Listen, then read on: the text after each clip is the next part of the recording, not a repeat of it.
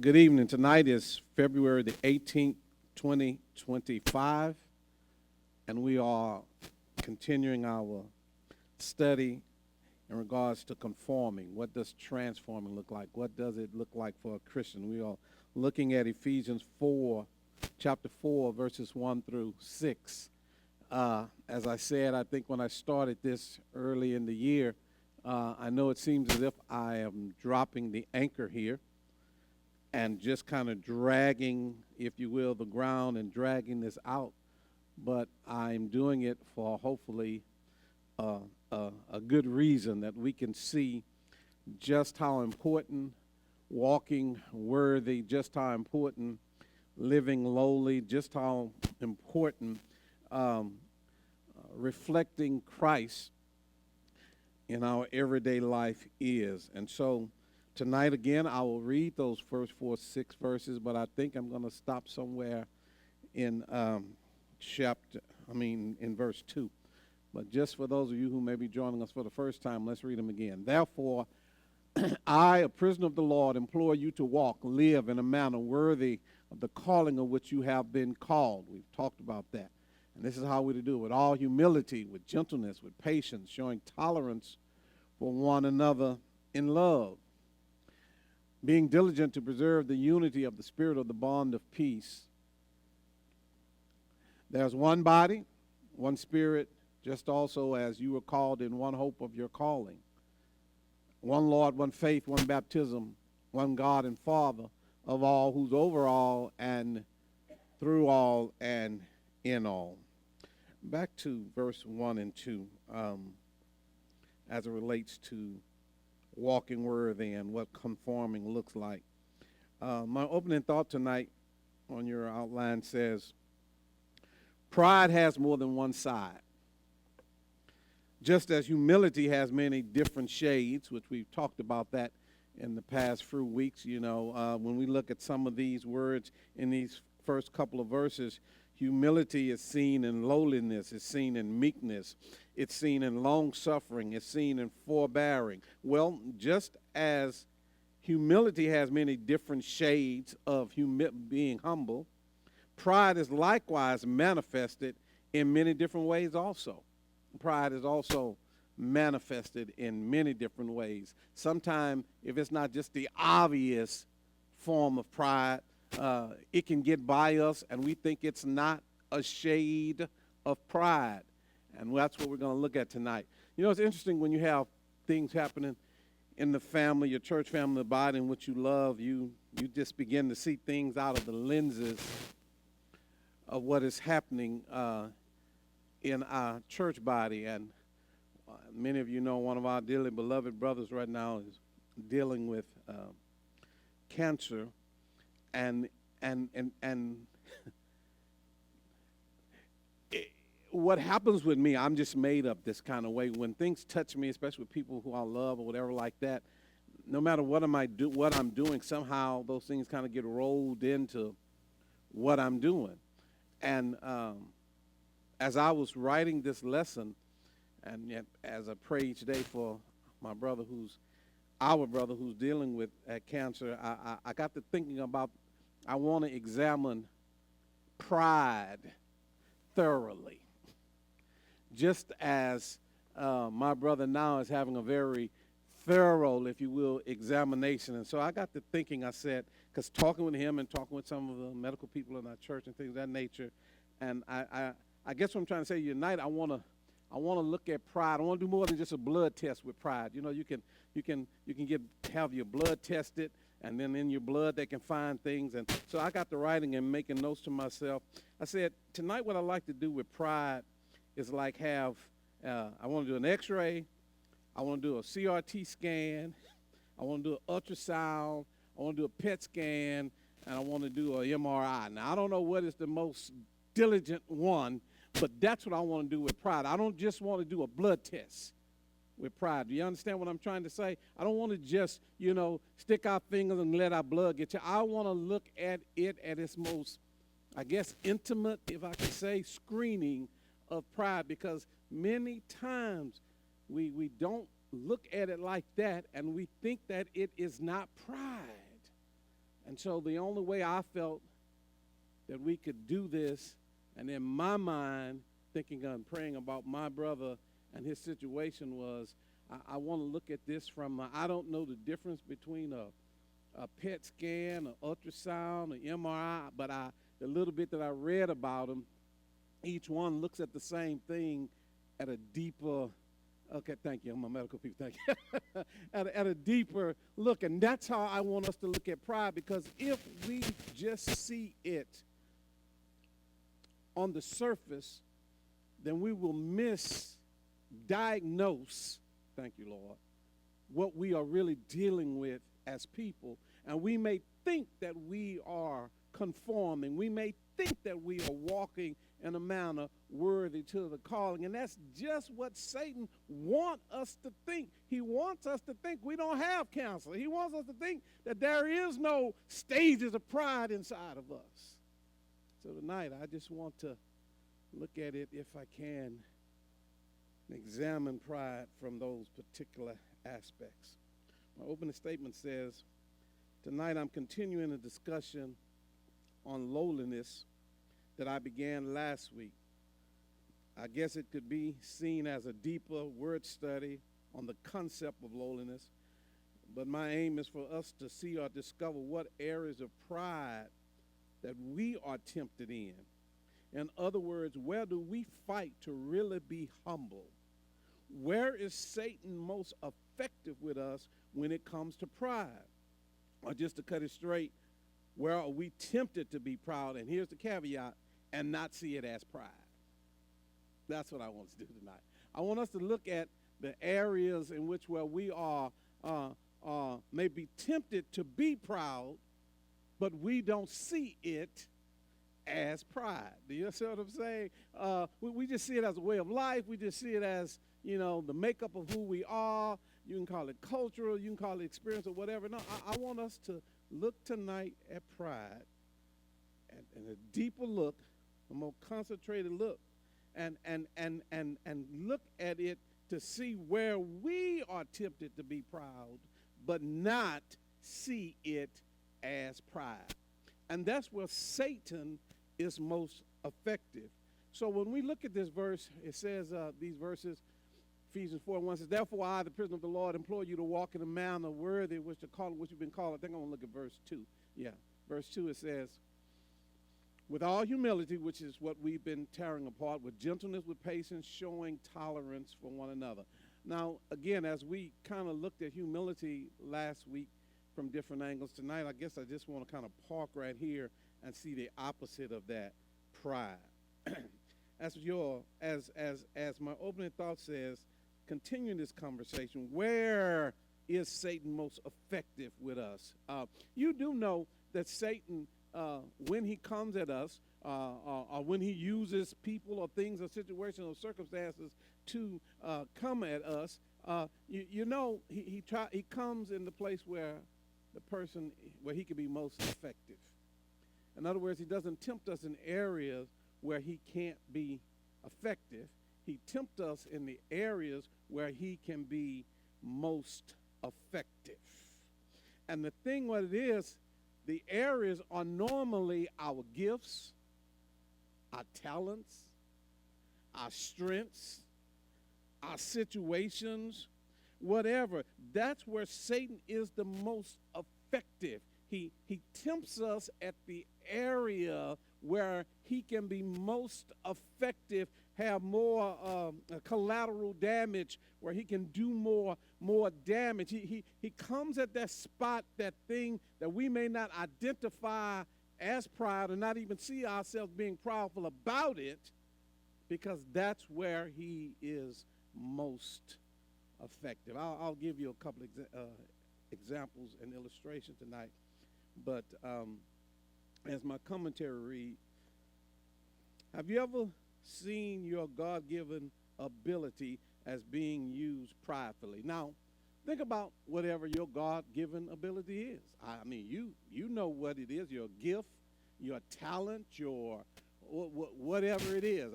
We can talk about it, when we do the question and answers afterwards. But just think for a moment what your gift or your talent is. When Satan wants to produce pride in us, he does it in that area because the makeup of us being depraved, if you will, we don't think that it's pride. We actually think that it's just normal.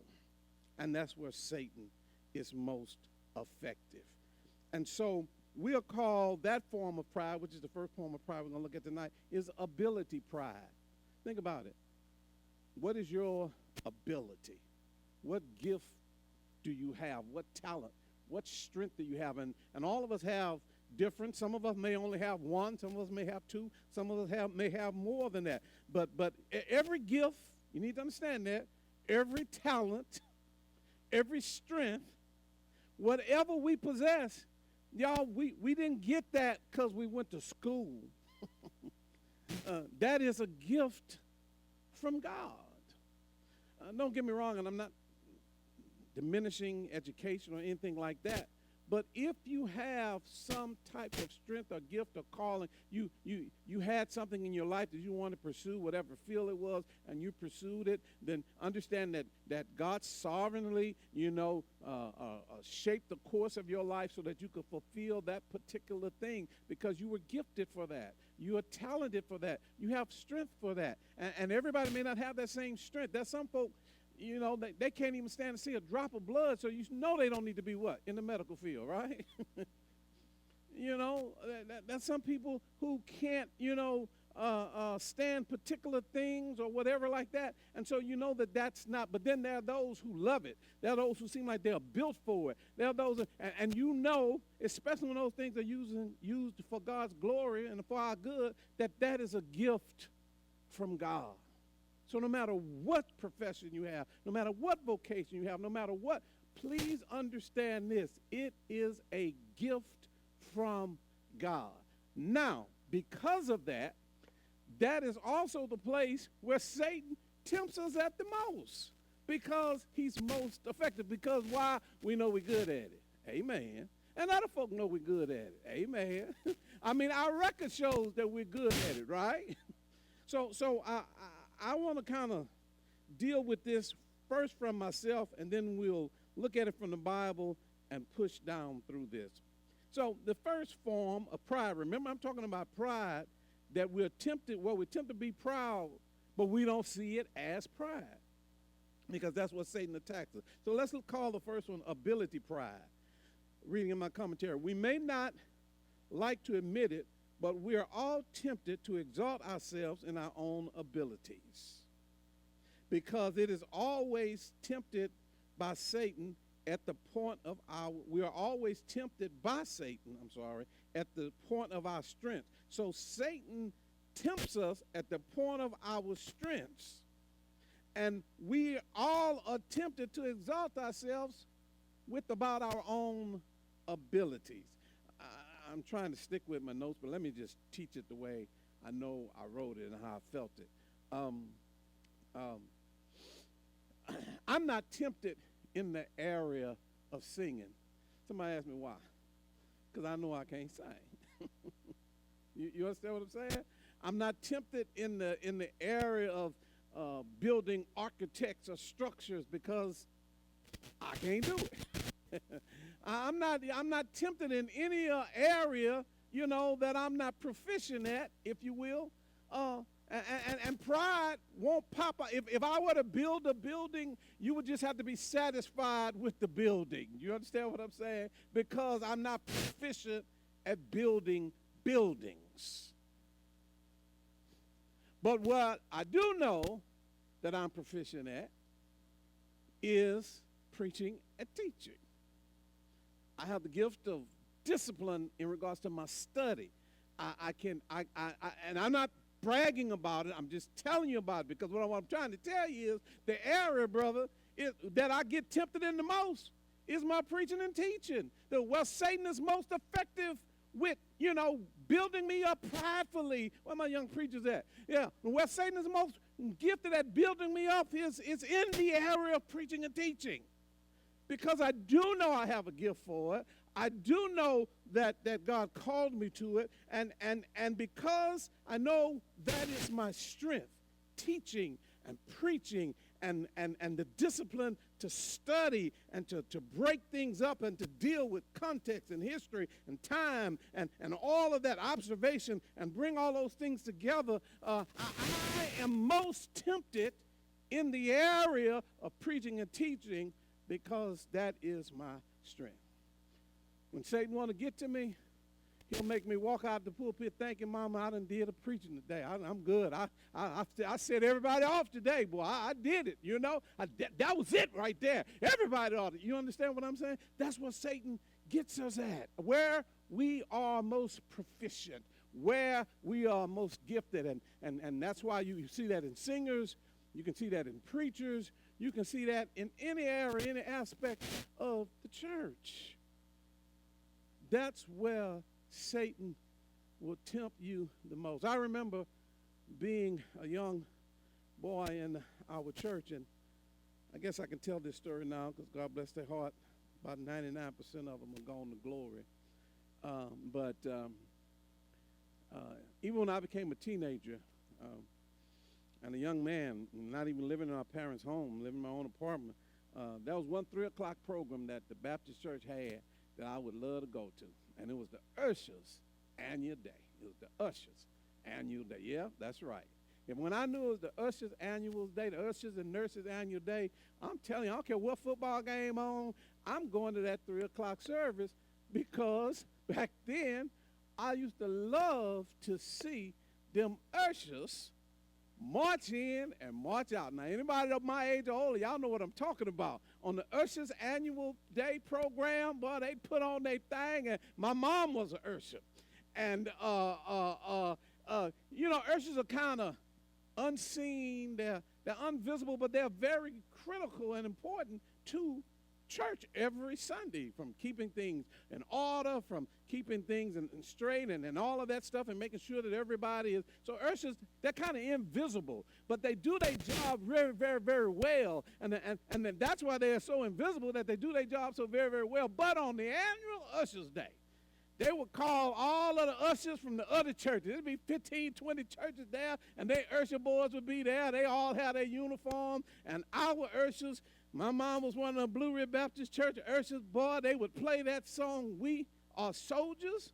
And I'm here to tell you, I watched, my mom had them high heels on, and them ushers, they would step and step. You thought they were a marching band, boy, when they come in there. And you know, it was humorous to me, but in so many words as I got older and wiser, it was so much pride in that situation.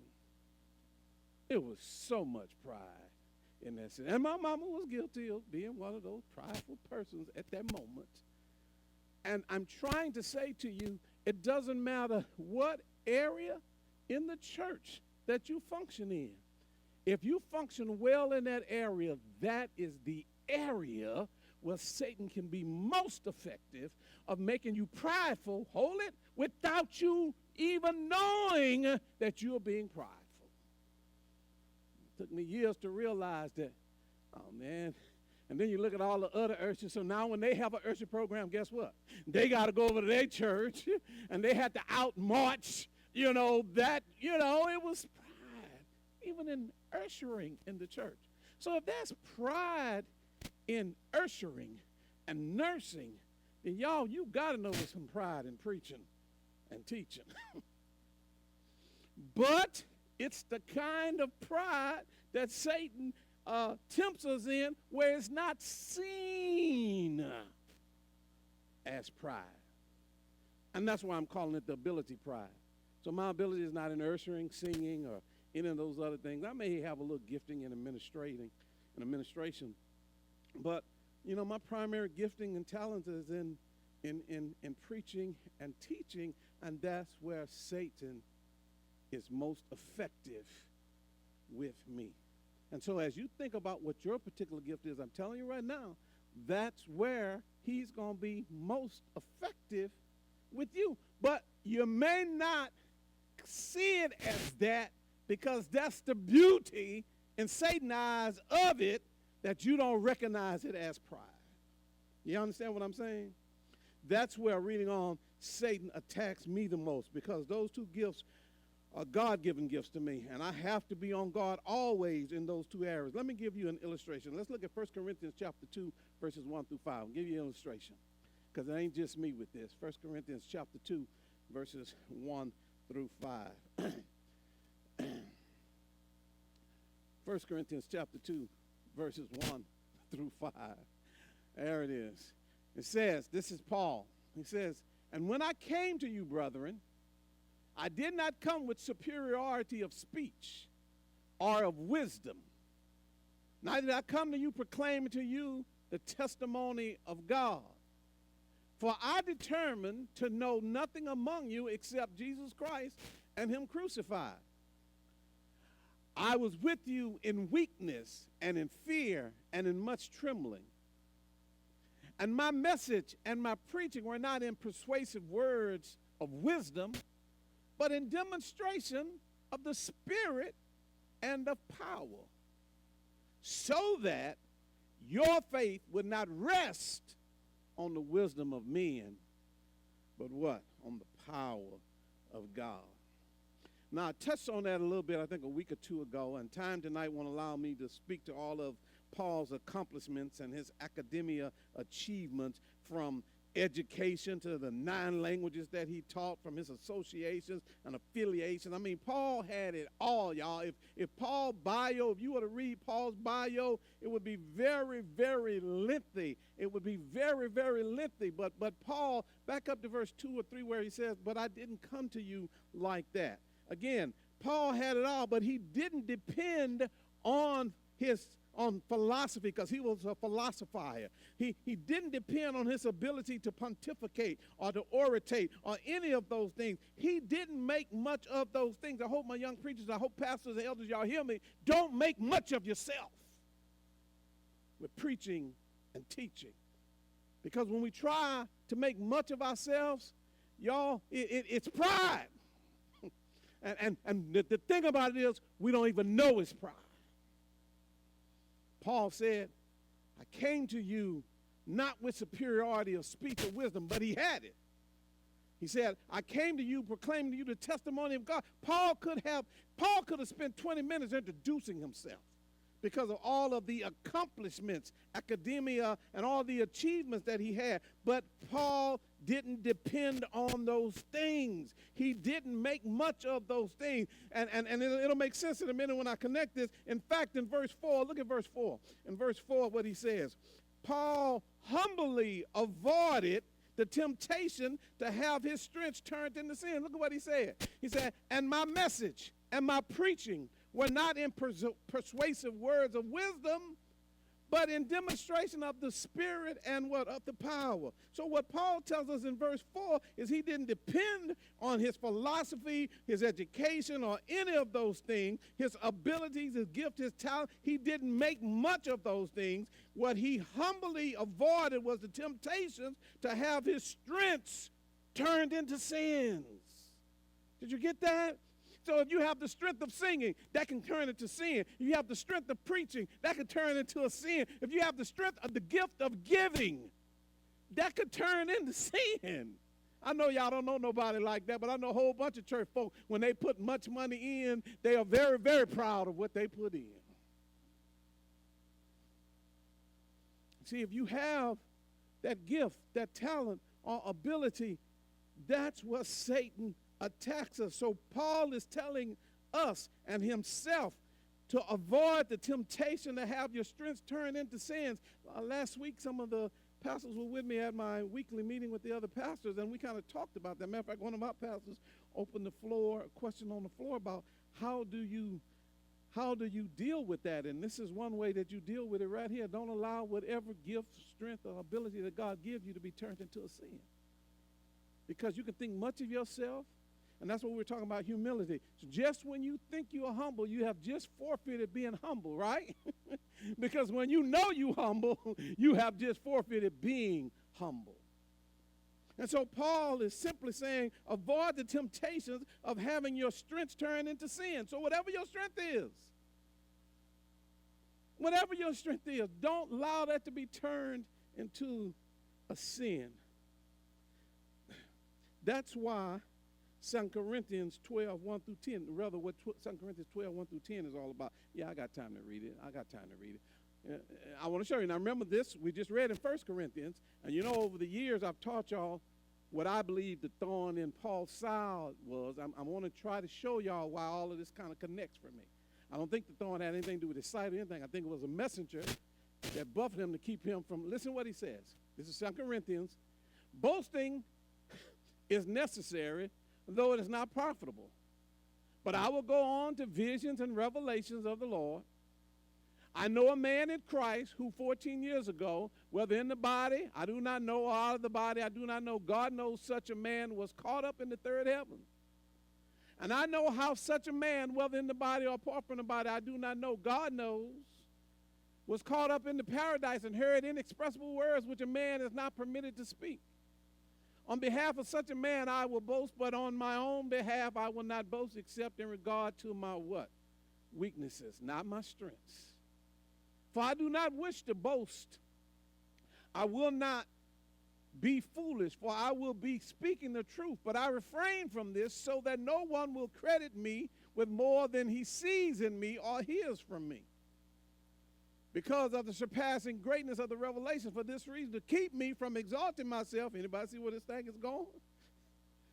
See, we always just pick up at the thorn in the flesh, but we don't put all the context together. To keep me from exalting myself, that was given to me a thorn in the flesh, a messenger of Satan to torment me, to keep me from exalting myself, being proud.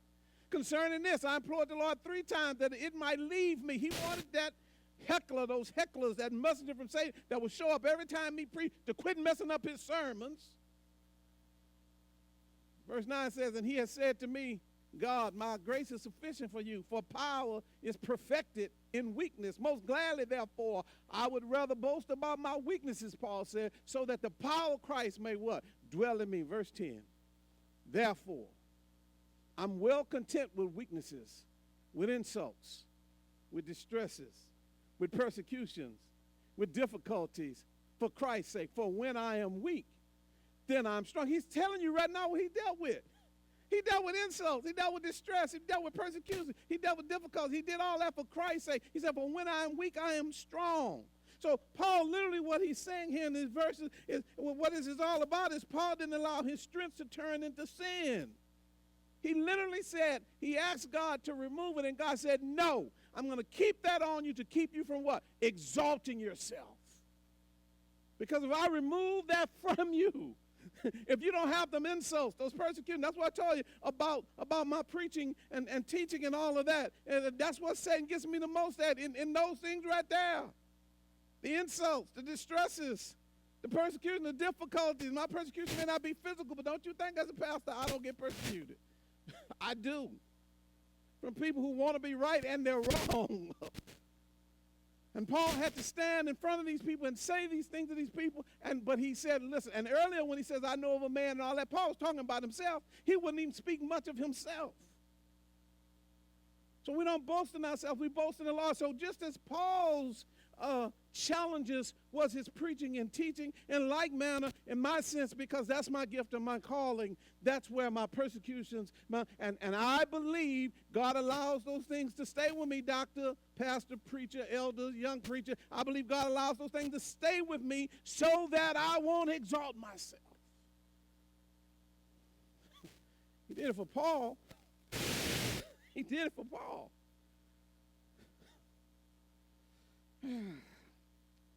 Listen, y'all. We're all tempted like that. We're tempted where we have some strength to abuse it. We're tempted where we have some ability to want to flaunt it, to want to make a big thing out of it. Okay, y'all not going to say it, so I'm going to go ahead and say it. I know you've been in some churches before where maybe, and don't you start laughing either, where maybe, the choir's going and everybody's going, and then, the song may be a good godly song, but then somebody, singing, and they start drawing attention to themselves with the singing. Or maybe a drum solo turns into a 5-minute drum solo or a guitar solo turn into sound like an Isley Brother concert because they're good at the gift of guitar. They're good at drum. They're all that stuff. But, boy, they take that thing and they use it to what? Exalt themselves. And while we're sitting there enjoying it and enjoying the music, having a flashback, Satan likewise enjoying it because he knows right now at the heart of that person, that's pride.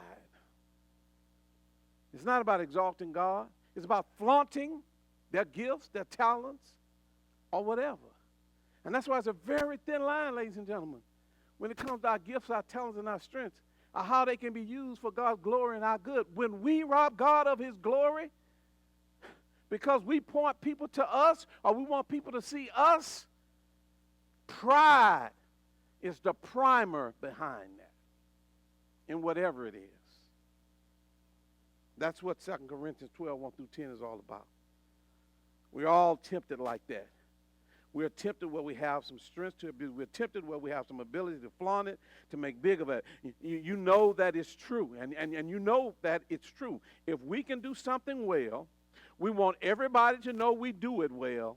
Amen. I'll say it. You won't. We want to sort of parade that thing. It's kind of hard to stay humble about that thing. So we must remember that any gift and any talent useful to God is a gift of what? The Holy Spirit, who divided it to every man severally as he will. Some got one, some got two. God chose who he would give how many talents and gifts to.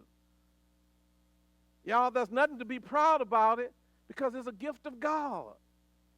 And what happened is we live in a nation, a country where we blow people up with that, and so they live for that pride. So the next thing they do is got to be bigger and better. It's got to be more attractive. It's got to be harder than the last one was because you're searching for that high that pride and pride alone gives you.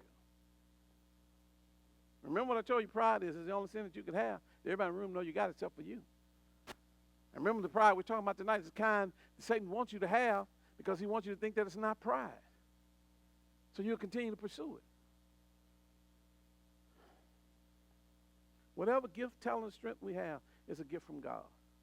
And we got to remember that and don't take credit for it. That's what Paul was trying to tell us. Let's look at one other one. Let's call this next form of pride that we're tempted in and cannot see economic pride. Now, some countries that I've been to may not have this problem, but America does. I've been in some third world countries and they don't have this. But I've also been in some third world countries where there's some very, very, very economically proud people. Some countries I have been may not have this, but America does. Economic pride. This is the boasting and the bragging and the parading and the throwing around of our riches, displaying them, trusting in them, exalting ourselves and our accomplishments by parading what we have gained. I want to look at this illustration in Deuteronomy chapter 8. My illustration from that in Deuteronomy chapter 8, verses 1 through 20. I was hoping I don't have to read all these verses. Just stay with me, media. I may bump up. Deuteronomy chapter 8. You got to remember Deuteronomy, what the word Deuteronomy means. It's the second giving of the law. That's what the word means, second giving of the law. It says, all the commandments that I'm concerning you today, you shall be careful to do, that you may live and multiply and go in and possess the land which the Lord swore to what? Give to your forefathers. So whatever the Israelites got, they can't brag about it because what? God gave it to them. You shall remember all the way which the Lord your God has led you in the wilderness these 40 years. Remember, you should remember, that he might humble you, testing you to know what was in your heart, whether you would keep his commandment or not. He humbled you and let you be hungry, and he fed you with manna which you did not know, nor did your fathers know, that he might make you understand that man does not live by bread alone, but man lives by everything that proceeds out of the mouth of the Lord. Your clothing did not wear out on you, nor did your foot swell these 40 years. Thus you are to know in your heart, that the Lord your God was what? Disciplining you, just as a man disciplines his son. Therefore you shall keep the commandments of the Lord your God to walk in his ways. There it is again, walking worthy, humbly, and to fear him. For the Lord your God is bringing you into a good land, a land of brooks of water. Now, don't read too fast now. Remember, the Lord is bringing them into this. They didn't earn it. They couldn't name it and claim it. They couldn't demand it. They didn't work for it. For the Lord your God is bringing you into a good land of brooks and water and fountains and springs flowing with valleys and hills. A land of wheat and barley, of vines and fig trees and pomegranates, a land of olive oil and honey. I don't have time tonight to tell you what all those things mean. A land where you will eat food without scarcity, in which you will not lack anything. A land whose stones are iron, and out of whose hills you can dig copper. Y'all do remember where they came from, right? In Egypt. You remember where they came from, right? They didn't have all of this in Egypt. See, some of us, let me look up at the lights. We came from a place of destitute. And now we have the ability to make decisions and have everything we want. Air conditioning, a couple cars, patios, backyard barbecues, everything. You know, all the stuff we want. But we forgot where we came from. We forgot we was born, you know, where we was born and how that is. And we believe that what we accomplish on our own. We got it on our own, so we have the right to be proud of it. Not so.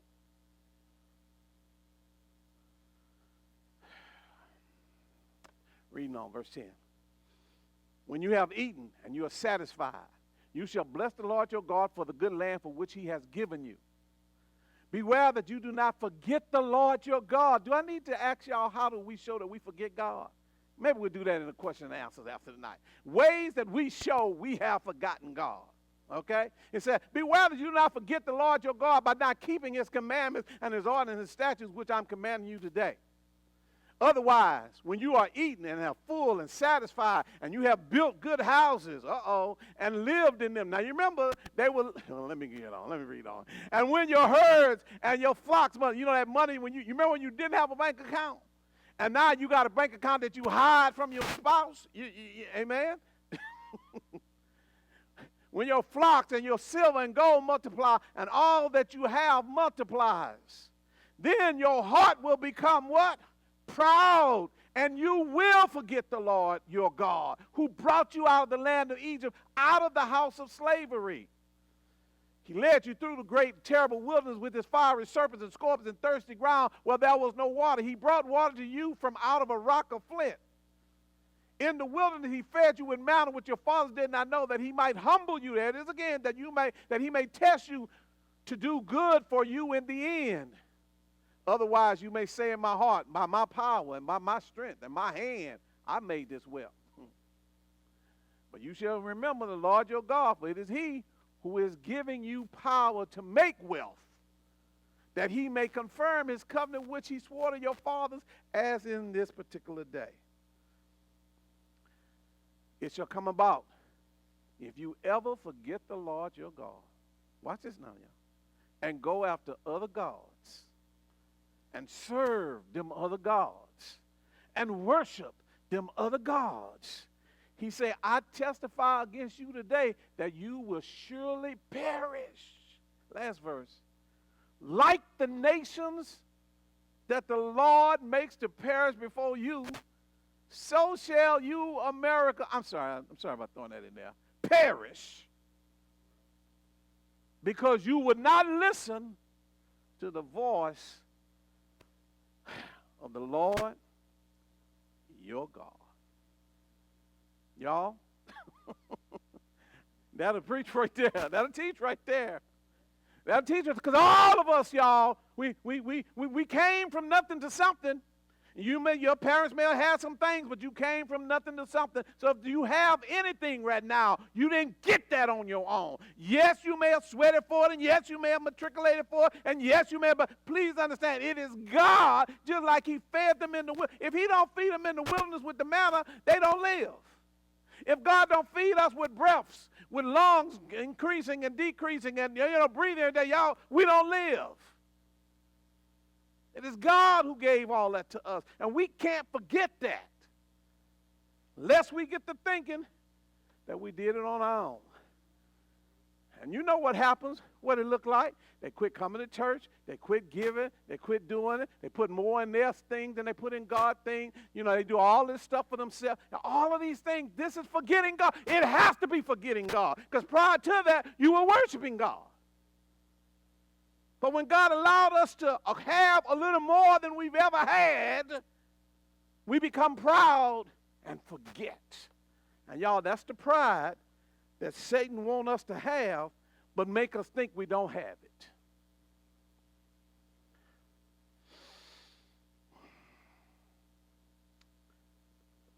Listen, not for all, but for most.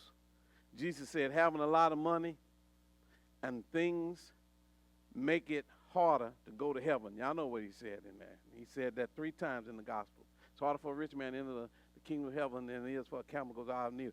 So to begin to think we did it with our own ability and our own hearts will be lifted up no matter what you have accomplished. Don't think you've done it on your own, because he knows our tendency would be to forget where we got what we have. Come on, you got to attribute God to some of it. If you want to attribute him to all of it, you got to attribute some of it to him. You could have been dead, sleeping in your grave. You could have been maimed. You could have been disabled. You could have been a whole lot of things that never, ever let you acquire the things that you acquired. So if you have strength, life, limbs, and ability, as Mama them would say, a reading portion of health and strength, and you have the ability to earn a living, all that, God gave that to you. How dare you think that it's something you did or acquired on your own? And that's the pride that Satan wants us to have. Now let's look at this other one quickly. I can get through these next ones. Let's look at this third one. As Americans, it goes without saying that Satan will tempt us at the point of our strength, of economic pride. And we see, and we not see that it is. And that's what the prosperity gospel is too. Him attacking us at the point of our economic pride. Let's go to this third one. It's verbal pride. Come on now, everybody, you might want to say ouch right here before I say this one right here. Because you know somebody who wear your clothes, who got your Social Security number, who look just like you. Yeah, you know somebody. You brush their teeth every day. You know somebody, all right, that has this right here, verbal pride, simply known as bragging. It makes sure that you tell everybody what you want them to hear, sorry about that, and know about you, no matter if it's true or false. Come on now, you know somebody who tend to embellish things so that they would appear to be good before other people. And believe it or not, everybody fights this fight. So quit looking around like you think I'm talking about them. I'm talking about us. We all fight this fight. That we want people to know about us no matter whether it's true or false. We all fight this fight. And some with arrogance and some with humility. Not only do we fight the verbal pride by talking about what we have done, but we also fight against verbal pride and talking about what we're going to do. Examples, and I'll give you some examples. In 1 Samuel chapter 2, verse 3, it says this: boast no more so very proudly. Do not let arrogance come out of your mouth, for the Lord is a God of knowledge, and with him actions are weighed. God said, listen, I hear what you're saying to them, but I know what you're thinking. God said, I'm not going to deal with you based on what you said. I'm going to deal with you based on what you're thinking. Because, y'all, pride, we know how to say stuff and make people think that we ain't saying what we said. Okay, let me give you an example. I was trying to think of a couple examples earlier. Somebody say, "Oh, that's a nice hairstyle you got." Oh shoot, I got my hairstyle the day I bought my brand new car. I got my hairstyle. Yeah.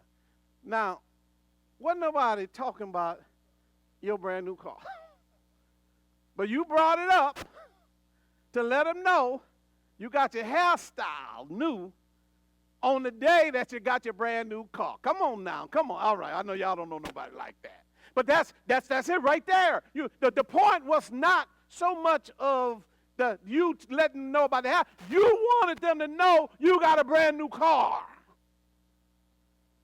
But you did it, in a sneaky, sly, you know, humble way, you know.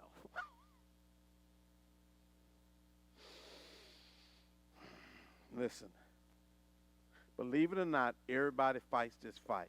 Some with arrogance and some with humility.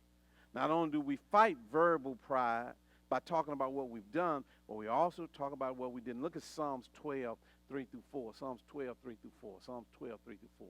It says, may the Lord cut off all flattering lips, the tongue that speaks great things, who have said, with our tongue we will prevail, our lips are our own, who is Lord over us.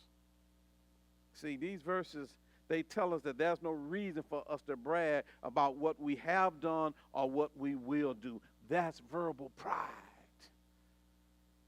Yeah, when I do this, I'm going to do this, and then I'm going to do this. Yeah, I did that, but then I'm going to get this, and I'm going to get this thing on there. And yeah, I bought that, but I'm going to put some of this on there. Yeah, y'all, but it's that pride that we have, and we think it's not pride, and that's what Satan tests us at.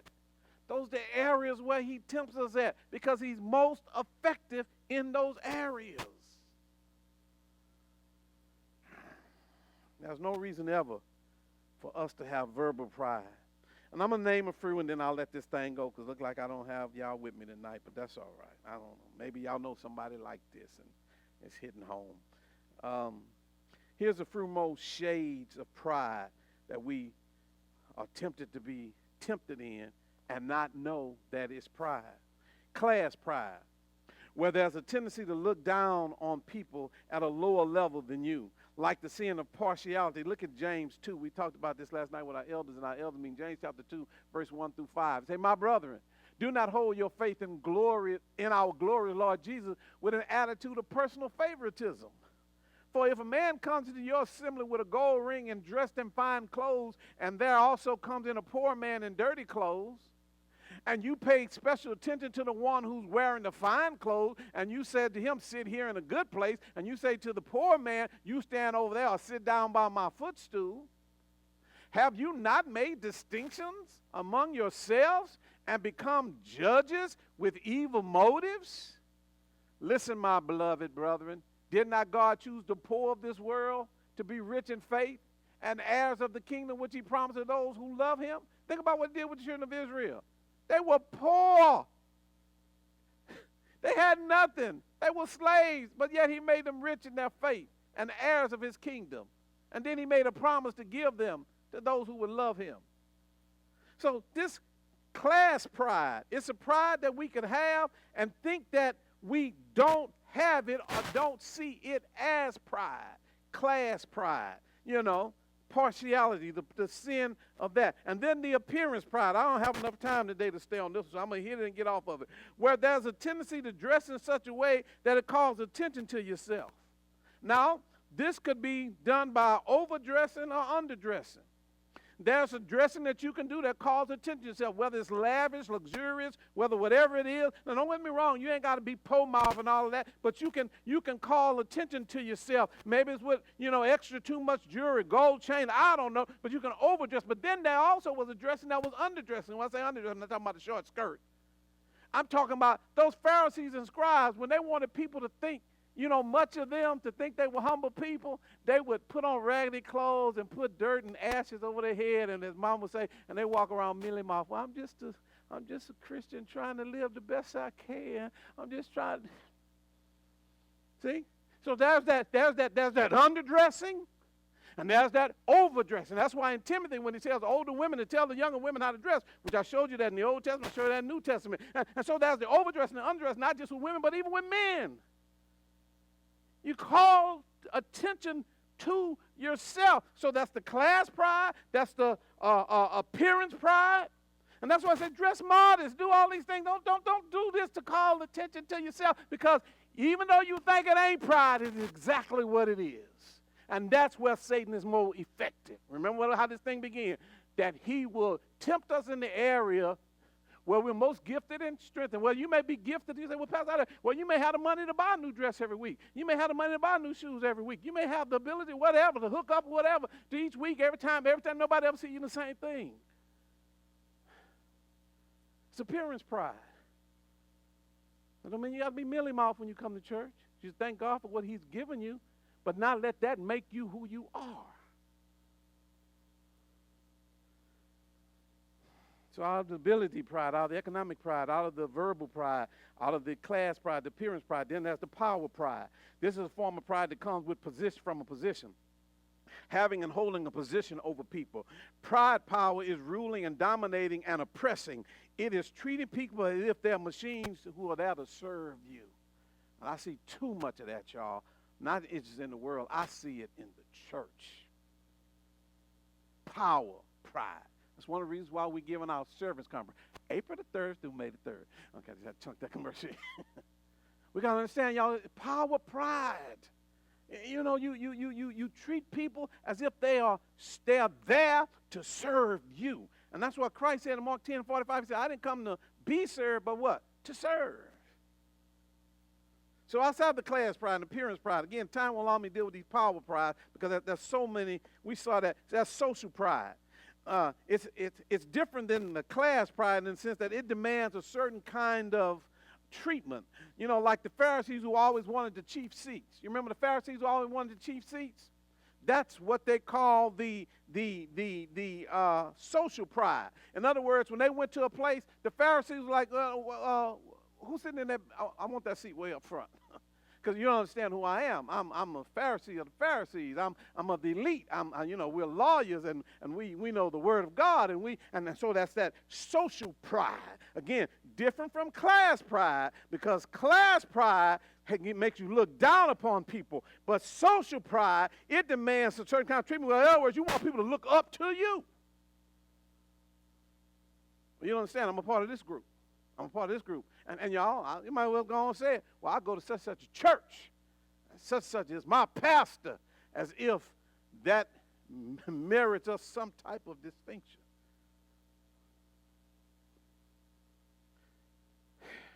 Then there's spiritual and intellectual pride, and I'll end with this.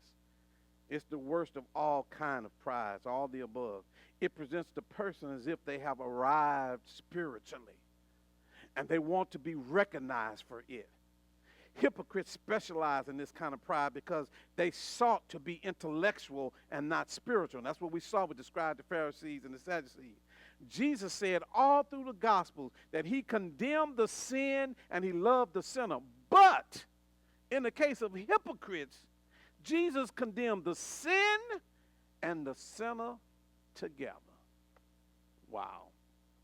So you have, going back to my opening statement, there is pride that is manifested in so many different ways, but Satan, he's effective with us by tempting us in the areas where we don't think it's pride or see it as pride. We just see it as who we are.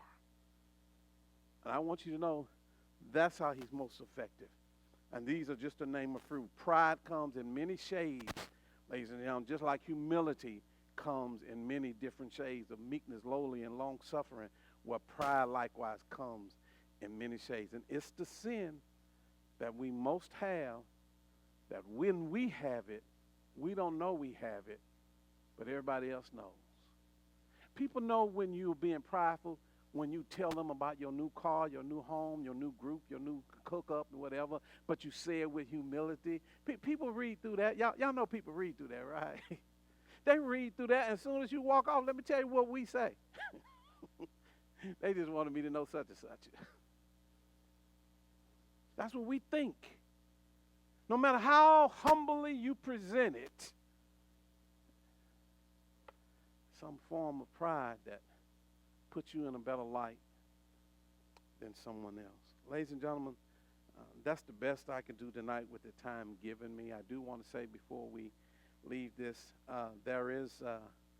we want our virtual audience to know about our Servants Conference, April the 30th through May the 3rd. Go to our church website, look up Servant Conference, or go to our Facebook page, S3 Servants Conference 2025, and you'll gather all of that information. Matter of fact, things like this be taught at our conference. Thank you so much for joining us this evening.